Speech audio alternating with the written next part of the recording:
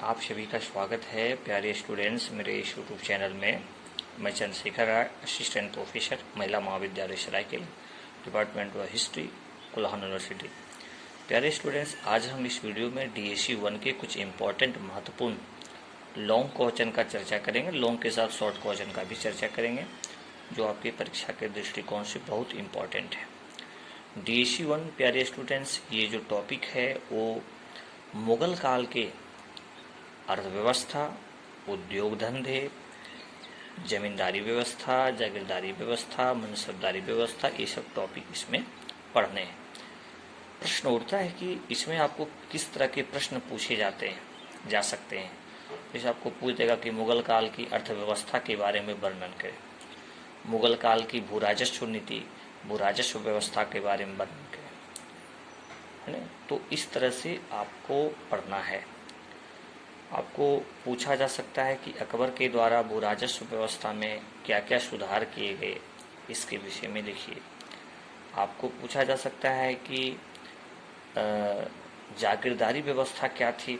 कहा जाता है कि मुगल काल के पतन में जागीरदारी व्यवस्था भी बहुत इम्पोर्टेंट कारण रहा। जागीर प्रदान करना, किसी को क्षेत्र देना, यानी जमीन लिमिट है, आप सभी जानते हैं, लेकिन यदि हम जागीरदारी व्यवस्था में लोगों को ज़मीन देने का काम करते हैं, जागीर देने का काम करते हैं, तो इससे काफ़ी ज़्यादा आगे चल कर के नुकसान हुआ और मुग़ल का पतन हुआ।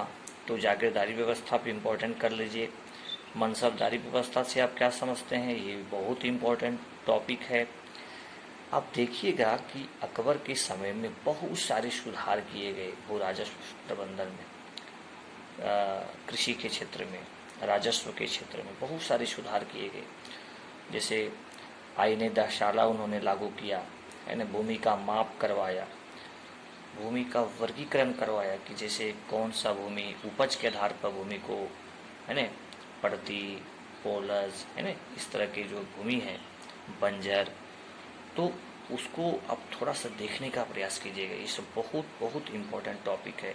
मनसबदारी व्यवस्था, जागीरदारी व्यवस्था, मुगल काल की अर्थव्यवस्था, मुगल काल की भू राजस्व व्यवस्था, ठीक है। मुगल काल में उद्योग धंधे पर प्रकाश डालें, उद्योग धंधे का विकास कैसे हुआ, है ना। जैसे नील का भी उत्पादन होता था, सूती वस्त्रों का उत्पादन होता था, बहुत सारे यहाँ से जो है सो व्यापार भी होते थे, अन्य देशों में जाते थे। तो क्या क्या चीज़, कौन कौन सी वस्तुओं कहाँ उत्पादन होता था, क्या क्या चीज़ का निर्यात किया जाता था। तो ये सब बहुत बहुत इम्पोर्टेंट टॉपिक है। इसको आप निश्चित रूप से देख लीजिएगा पढ़ने के क्रम में, एक इम्पोर्टेंट टॉपिक।